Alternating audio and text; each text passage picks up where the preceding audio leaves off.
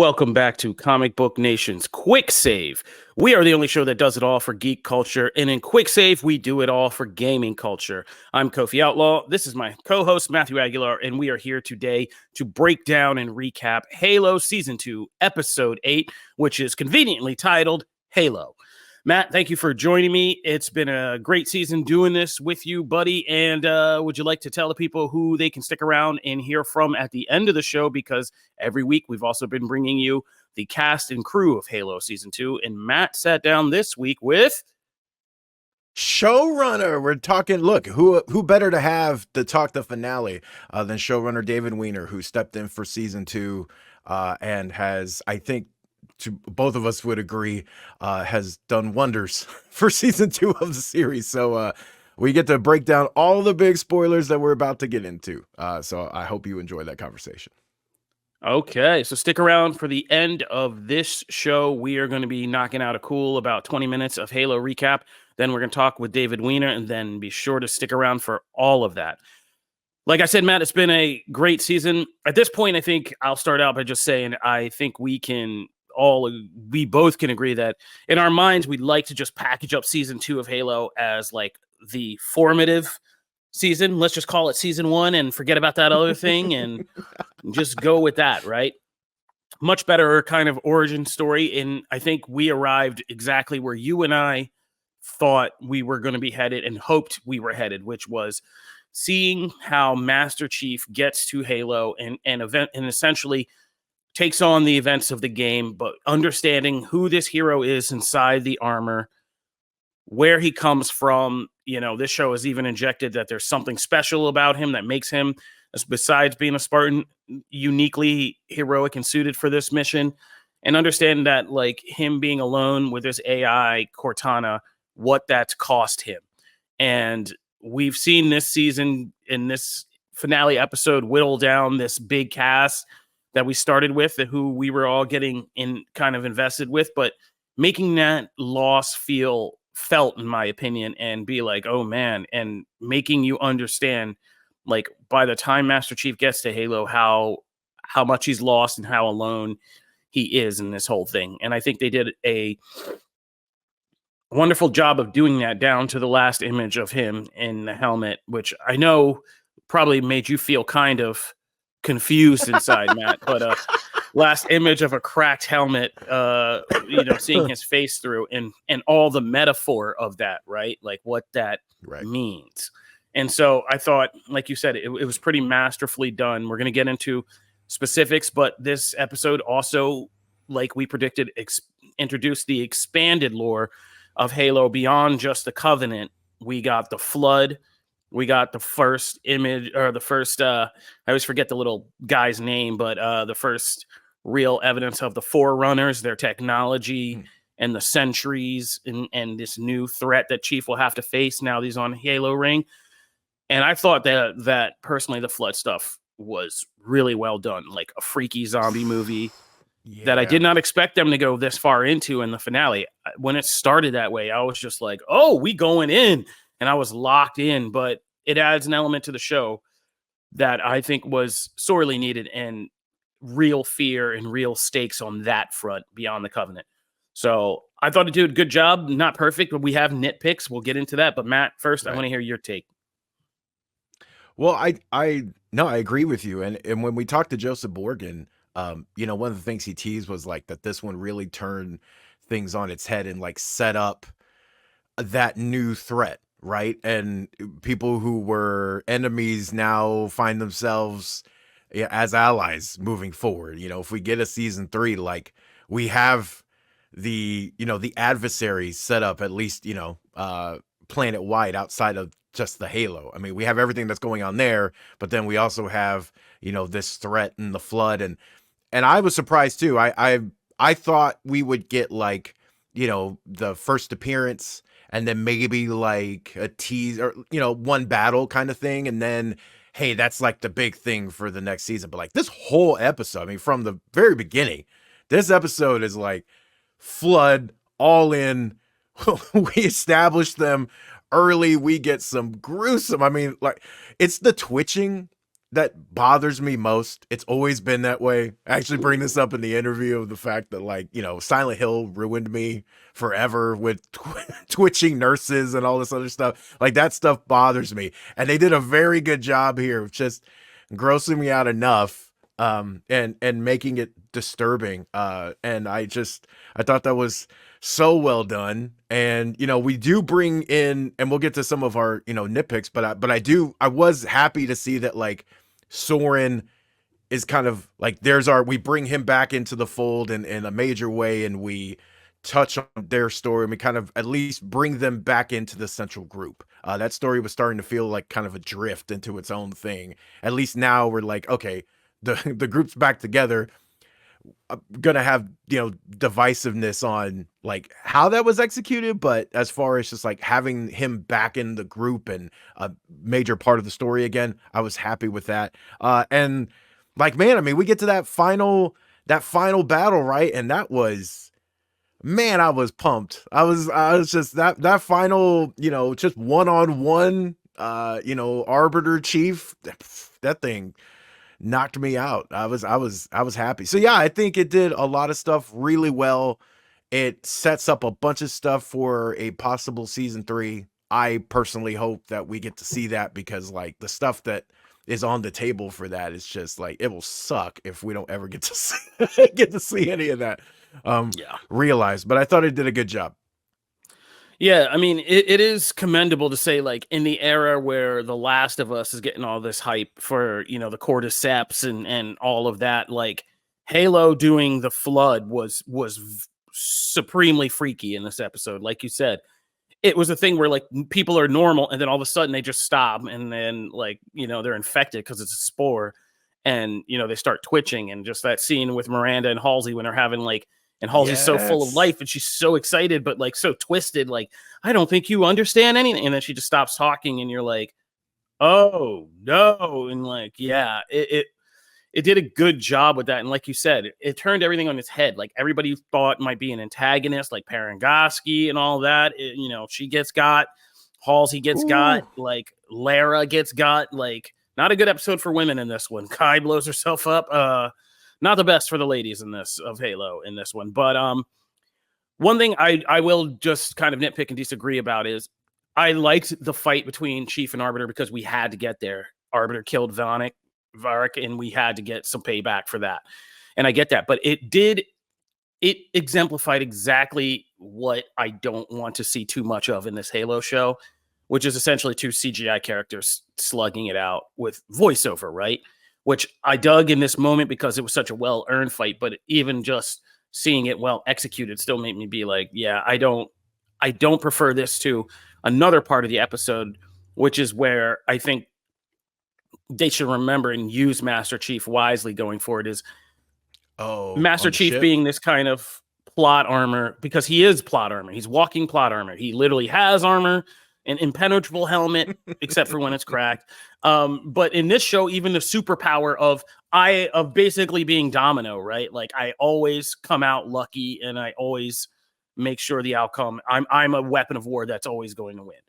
And so I like in the ship where you get it from the perspective of the normal kind of, or Yeah. just the soldiers that don't have that plot armor, even Kai, Perez, like, and the brutality of seeing what they went through, and kind of, you know, this, I love that this show and the action scenes did not shy away from brutality. Like, real soldiers, you know, get their bits blown out and like are still trying to fight. Like Perez, you see her bleeding out. Like, it's pretty brutal. And, you know, them having that horror and the panic and us on the edge of our seats until Master Chief comes in, and you don't even need to see it, but you just see him in a fog, and he's just wiping people out. And him being that thing that when he arrives, everybody knows like they're safe and they're going to be protected because he's just going to kick ass and take names. Like, that's the way I like this hero being used, right? Like, Yeah. Superman is a plot armor hero, but how he's used is what's important. You're not so much concerned about Superman. You're concerned about everything around him. You're concerned about Metropolis, his friends, heroes that don't have that invulnerability. And will he be there in time to save them? That's the kind of thing you need to remember about Master Chief, until he faces something that's like legitimately more threatening than him. But with the flood and stuff. That's the kind of beauty of that enemy. It's like he's not Yeah. just trying to blast them away. He's got to save the people he needs to save. So I thought that was my preferred way, and I loved that scene because I thought he was really going to leave them. And then when he turned around and came in and saved them, in the way that like that's the moment where I was just like, oh, like when he's walking through the fog and the armor, and like it That took was an all awesome season moment. to get here. Yeah. Yeah. But when it happens, you just realize, like, yeah, that's the hero that, like, now we've built up. But he's a hero because of how he looks in other people's eyes, which was, to its credit, a major subplot of this season, right? The image of Master Chief. What does it mean?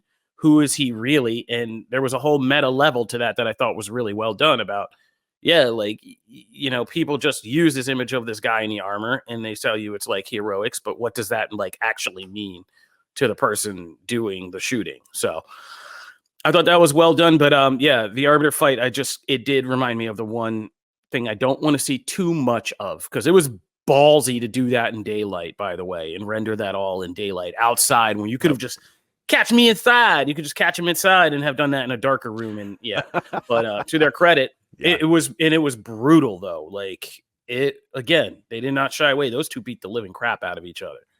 Yeah. And I agree with you. I think I agree with you actually across the board. Like I think that's one of the things. I'll be interested to see how people react to that, because I know like we've talked about it on the main show where like sometimes you know, there's a group of fans that like only want to see that. Like they only want to see that type of scene where it's just like, you know, a big fight or that kind of thing. Like they feel like that's the spot, right? And I agree with you. I think it's most effective when Chief or any Spartan really, because I think all the Kai stuff works really well too when she's with the group, like when she's with the other troopers and she's the one that's kind of having to lead them in the mix of that. I think that's when the Spartan is used best, because you have something, the stakes feel real, and you have these other people that kind of look at them in a different way, and so it all works really well and makes them stand out. But I also think like they executed that.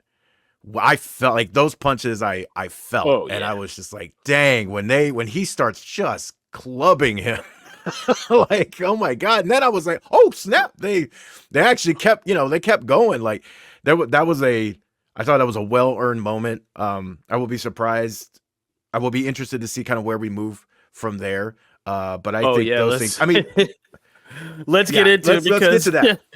Because the moment he took that sword and killed Arbiter and McKee was still standing there, I was like, damn, I was like, I could already see the Twitter threads unraveling. Like, we lost an Arbiter, but she's not dead, but we keeping her. Like, yeah, I know that's coming.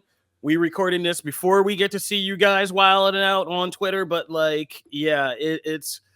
I know you're out there. Even future me can already see it, like through the third eye. I know you guys are wilding about her still being here. And I mean, to be fair, I'm kind of ambivalent about it too. I think this character is kind of one of the most problematic things about this series versus like the games is this one character and what does she mean to all this.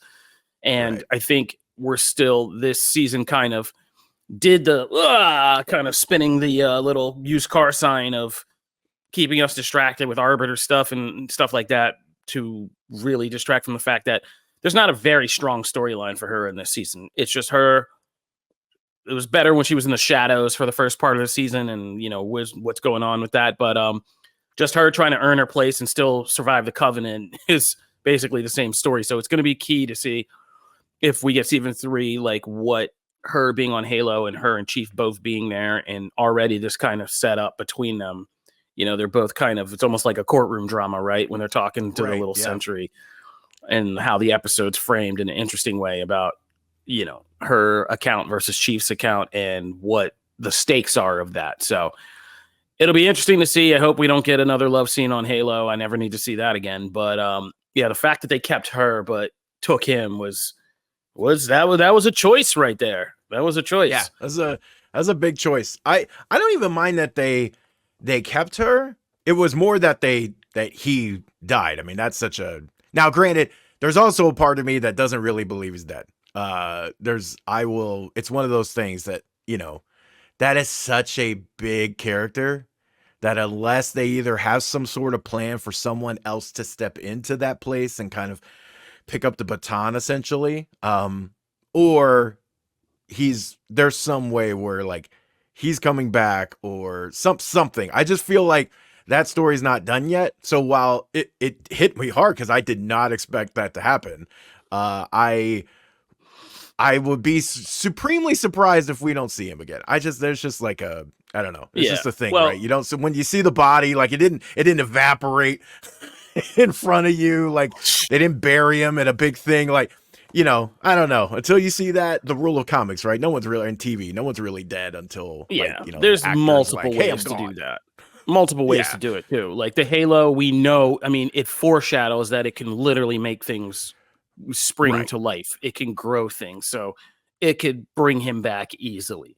There's also the fact that Gar is not the Arbiter in the games. It's a whole other kind of Covenant guy who's actually the leader of the fleet and becomes the Arbiter because of the shame of them getting their butts kicked in that space battle that we just saw.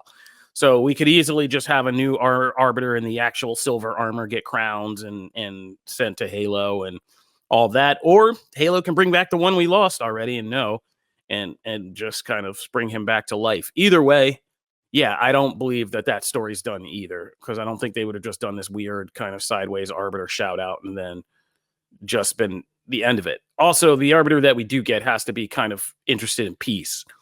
That's like the whole arc of that character. He's the last Arbiter. So so either the one we have comes back with a very different attitude, or there's another one that gets kind of selected. Either way, I agree with you. I don't think we're done with that because it's such a big part of the Halo games. Yeah, agreed.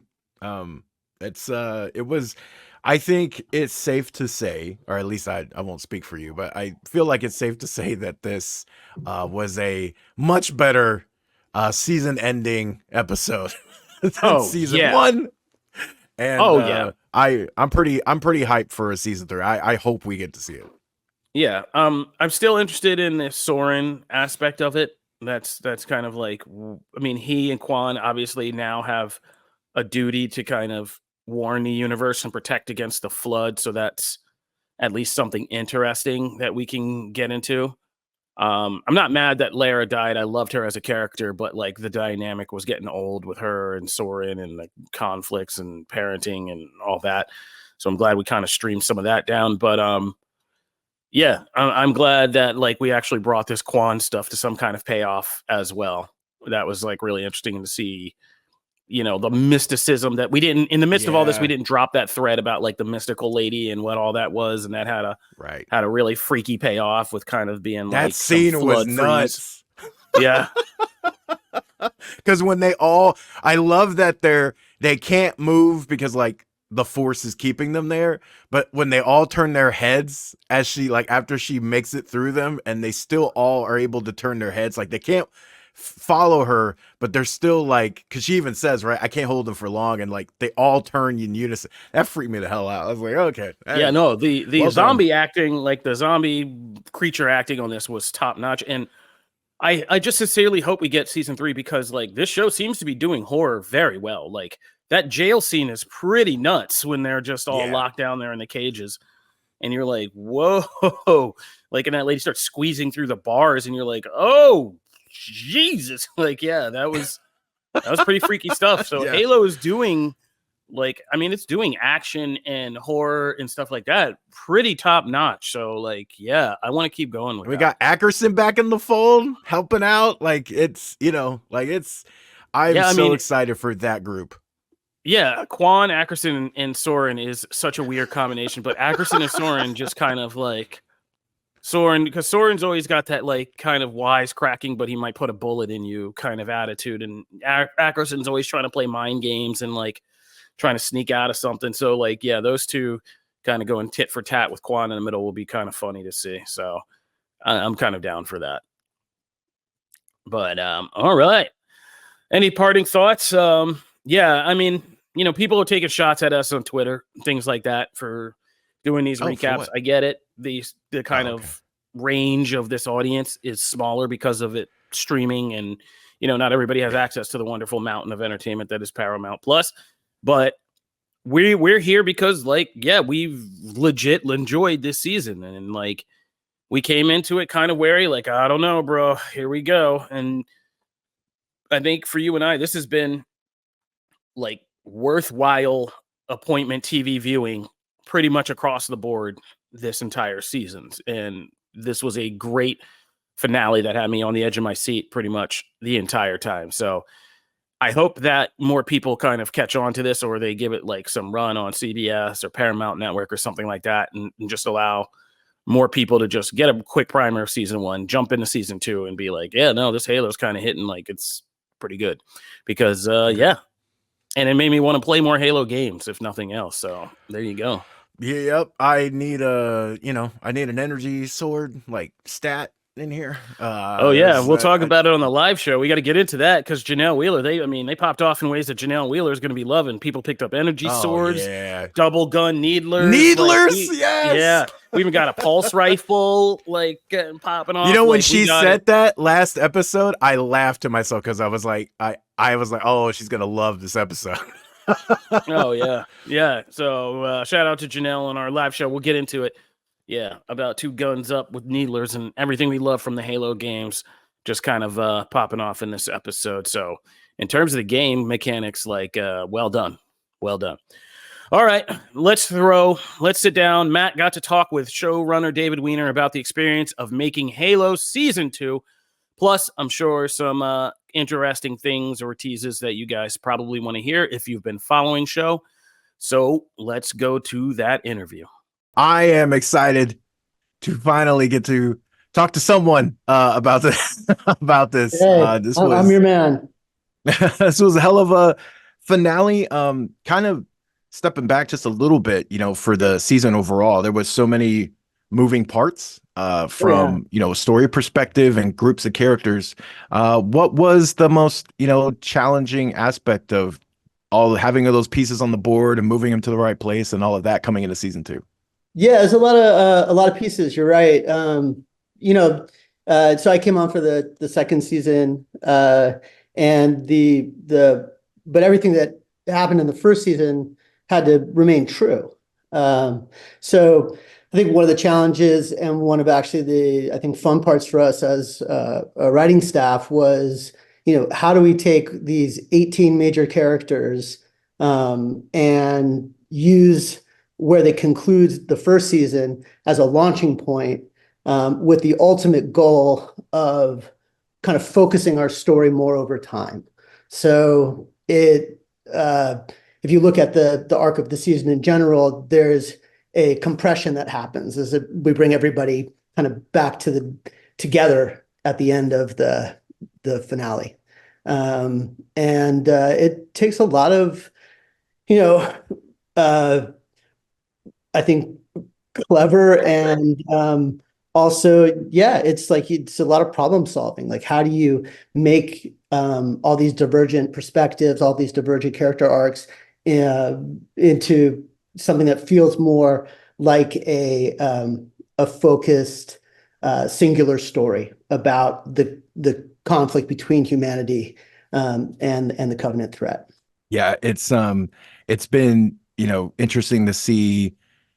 And one of the things I love about the season was that the way everyone was spread across the board, it felt like they could kind of sync up at any given time. Like there was everyone wasn't so far away that, next episode you might not see them cross paths or see one affect the other. It felt, big, but still relatively unpredictable in that way, because you could really see anybody jump into anyone else's story at any given time. Was that something you wanted to keep up throughout the season as well?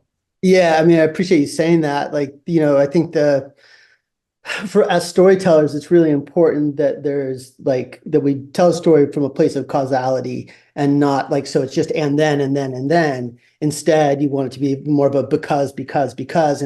And I think where the magic really starts to happen is where, because something occurs in one storyline, it has reverberations in another storyline. And creating all those causal connections, it's a lot. The great thing about Halo is also what makes it a challenge, which is the scope, the scale. We go to 7 different planets during the course of the series, this season, and you want it all to feel like it's of a piece, rather than having kind of like these divergent, separate shows. But that's great to hear that's working. Well, and especially in the finale, right? You see so many of these things converge into really, two kind of main through lines, and let's start on the chief side Sure. of things, because obviously Pablo's been killing it this season. It's really been interesting to see Chief's journey, and coming into this, the last episode, you get the kind of reunion between not just him and Cortana, but also the armor and all that. But then here's where you get to you get back into the toy box, and in this episode, you get to play with the toys. Yeah, I think that yeah, I think what's really important, obviously our focus this season was like, how do we begin to tell the story of the 2 different characters that inhabit Master Chief, right? You have Master Chief, the symbol, the soldier, the super soldier, and then on the other side, you have John 117, or even John before he was John 117, who's a kid who's taken and pressed into service, by somewhat dark means. And what does that mean for John the Man? So in our season, we actually separate him from his armor. And that's the goal of that, was just to see, like, who is John without that armor? Who is he as a soldier without that armor? Who is he as a leader without that armor? And what does it mean for him to put it back on, right? We wanted to get to a place where it wasn't just a clean decision, that he was putting that armor back on with his eyes open as to what it meant. And that it's a sacrifice to put that armor back on. It means disappearing into this character that humanity needs. So putting on their armor itself, I think, is a pretty selfless act, and a heroic one. As he says to Kai in the finale, she says, like, basically, I'm paraphrasing, but, you're coming with us and you're going to be Master Chief again. And he says, in so many words, like, it's not that simple. It's not, Right. It's not just I put it on and then I fight. It's when he puts that on, he's putting on the mantle of his responsibility. He's putting on the expectations of all of these people. He's putting on his responsibility to the dead. He's putting on the calamity of Reach. And he's in a position where he can't let people down, not controlling the Halo, or contending for control of the Halo, is the same thing as assigning humanity to Armageddon. And so that's where we wanted to build to, and have the armor mean something. And that's a bold decision, right? For having Chief, that the look, the iconic, armor and helmet and everything. I feel like that's a bold decision to take him out of it, and not even just him, take all the Spartans out of it for a period of time. But that's like, did you know that? I mean, obviously you were prepared for some kind of well, where's the armor? Where's the armor? Oh, kind of that totally. immediate. Totally. I mean, I don't really tune in that much to the all of the various schools of thought online, but I'm aware of it. And I understand that people know Master Chief in the armor because that's who's the avatar for your gameplay. Right. But there's a Master Chief that exists in the wider lore of Halo that is in and out of his armor, right? In the books and in the other accompanying comics and so forth. He's not always in that mode, nor should he be, because it would be a little crazy if he never took it off, right? But that said, I think that it was about saying, okay, well, why do people care so much, right? Why do I care? Why is that Master Chief to me, and this other person isn't necessarily? And I think that is a great place to be kind of telling story from. That's an exciting place to be. What is that central question? Do we kind of have this meta moment of, we have a symbol, right? That for me is a big part of playing the game over the last 20 years. And okay, well, what does that mean to be a symbol? And so there's even like a moment in the fourth episode where Keyes brings uh, John up on stage. And you see that even the soldiers that are fighting alongside him, they know the dude's a Spartan. The guy's huge, Yeah. but they're like, "Oh my gosh, like that's Master Chief," because they only know Master Chief as the guy with the armor and the helmet. And so we wanted to take that and make it part of the fabric of the story and part of the fabric of the character. And it's amazing. Pablo does such a great job both in the armor and outside of it. I think what some people, or I guess what I'd say is what was remarkable to me to see is like how much that demands from an actor. It means kind of embodying two different personas simultaneously, and they both have to be true from scene to scene. And he's so impressive. Yeah, I mean, there's several scenes in this particular episode that, to me, and obviously we're gonna this episode of our conversation will debut after the episode is debuted, so we're gonna get in the full spoilers. But All one right. of the things is there's several moments in this episode, the one on the Covenant ship with Kai. Like, there's certain moments that they to me anyway, they don't hit unless you care about the person in the armor and understand why it's important. So when she comes out and say, "Oh, that's Chief," and then we get to the one-on-one battle with the Arbiter, and I am rooting for John as much as I am rooting for Chief, and I think that's like a huge testament to the work they did this season on I developing appreciate those that, those Matt. people. Thank you.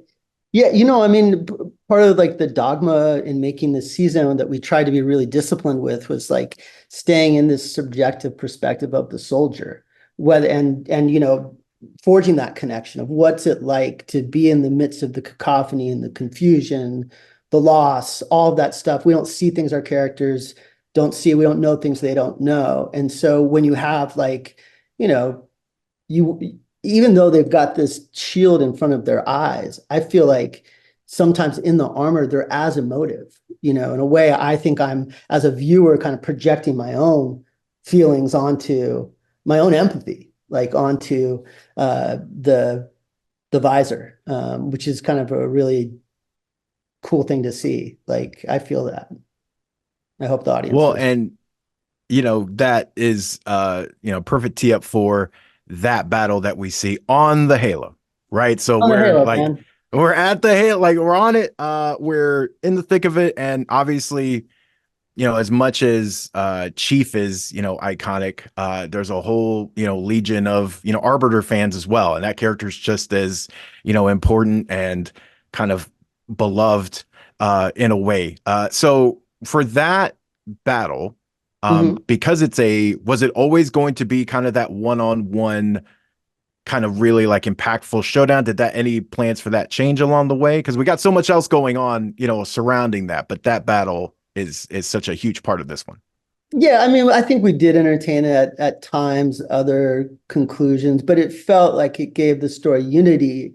The confrontation between those two soldiers, right, who both have their own sense of honor, their own code. And I think on some level, they actually really relate to each other, in the sense that they fight for a cause. They've been both conditioned to be these war machines, that it felt right. And plus, the Arbiter was kind of stopped from taking John's head a couple times because McKee needed John in order to kind of finish her sense of destiny and her plan for the Halo. And so when they brawl at the end, I think it feels for both of their characters like there's an element of they're not going into that battle in a place of fear. They both kind of want that fight. And I think like that's like just the fundamentals of what it is to be that kind of warrior, and felt right for the story. So, um, we got awesome stunts, awesome. Shooting that scene was crazy. I mean, you have all this previs, sometimes it's digital, sometimes it's humans, um, you know, three different stunt performers, a guy on stilts, Victor Ackerblom, who's amazing as the Arbiter, but like, you're filming it and half of what you're seeing, you just have to imagine being replaced at some point. That structure is partially built, and then you have to realize it afterwards. And we're in Slovenia, praying the weather would cooperate. And yeah, it's epic. Yeah, we got to get some behind the scenes shots of that in action side by side. That's it ends in a surprising way too. I did not see that coming. I'm not gonna lie. The very, That very was a end, you mean? bold choice too. Yeah, I look, I mean, there's so much about Halo that I love, and I didn't want to hold anything back. I wanted to put everything that I thought was cool, everything that I responded to playing the games, you know, into the episode. Like, can we do that thing that the game does, and which blew me away the first time, was can we go from the action adventure genre and into horror? Can we go into kind of the magical and the adventure, the mystical adventure of discovering, the Forerunners and what, speculating this is their intentions and what they left behind and what that means for us. All of that's part of the Halo experience, and it's hard to cram it all into 8 episodes, but you know, we wanted to be bold and do as much as we possibly could.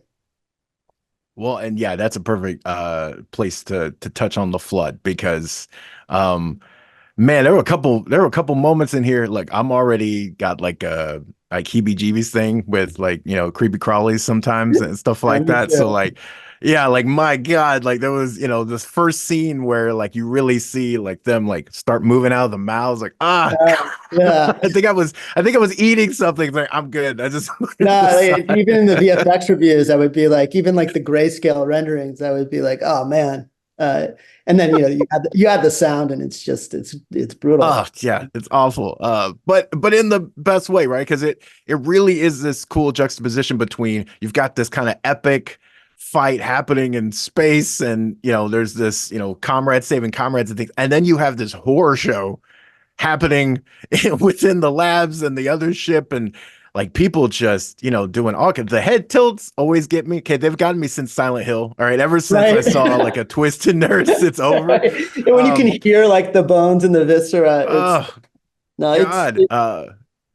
yeah, we And some hired choices there too, like held like you were, mentioning like really wanting to like go for it. And there's Halsey, like having that happen and where mm, that happens. And, there's choices made there too. Like, oh my God, like, like I'm, season the hype for, wanting a season 3 and things was already in place before this. But there are some things here you're like, okay, I gotta see what the hell happens there. yeah, well, from your mouth to God's ears. I think like the uh the the great thing about Halo is you think that the stakes can't get any bigger, and you think that the enemy can't get any more lethal or scary. And then suddenly you introduce this whole other character that's, beyond can't even comprehend of the horrific and massive potential. The reason that the Halo exists is because of this organism, because of this entity. And so it felt like that's where we wanted to get to. We also, remember that we started at the end of season 1. And so, that had to connect to Kwan's story, that had to connect to Halsey's story, that had to connect to Miranda's story. And I thought what was great about the way it came together is that for those 3 women, it all means something different, right? For Kwan, it's suddenly all of these visions and this experience she's had since as a young person of growing up, feeling like she's special and destined for something, feeling like she's failing that destiny. And then for Halsey, it's actually like it's something that charges her curiosity. She wants to know more about this, this entity that coexisted with the Forerunners that she's just starting to understand through this archaeological perspective. And then for Miranda, it's like for her character, it's her basically answering, her mother. Basically this woman that always chose her work over Miranda. And we see that the way that's manifested in Miranda's like, I care just as much about that as you. In a way, she has a lot of resentments towards Halsey, and ultimately she's in a true sense becoming her. And so it felt like, it's always about like just trying to find a way where those plot elements are activating your characters in a way that feels organic and authentic. The creature itself, like, there's a lot of ways to manifest that kind of body horror thing. And you also don't want to, you want to set it up, but we're not done with the flood. Like the flood can actually be scarier and bigger and more horrific than even what we see in the finale here. But I love the idea of that this whole of Onyx getting subsumed by this enemy they couldn't quite see, and having it kind of unfold in a surprising way. Yeah, there are some definite questions, lots of things happening that we want to see the answers to, and the flood is just something else, man. It's cool to see that. There are also things, I mean, we couldn't even, I know I need to let you go here, so there's all kinds of things covered in this, and we couldn't even get to Kai, Ackerson's arc, Soren and all that. I mean, there's so much happening in this episode, but kudos on a great finale. I hope we get to be doing this again for season 3. Me too. I so much appreciate the time and the interest, and I think all of us feel like just really grateful to be just allowed to work on something that means so much to so many. We never lose sight of that, which is I think really important. Yeah, well, and I feel like it shows in the final product. So congrats on all the success. I cannot wait to geek out about this finale with everyone when it hits, and hope we get to do this again soon.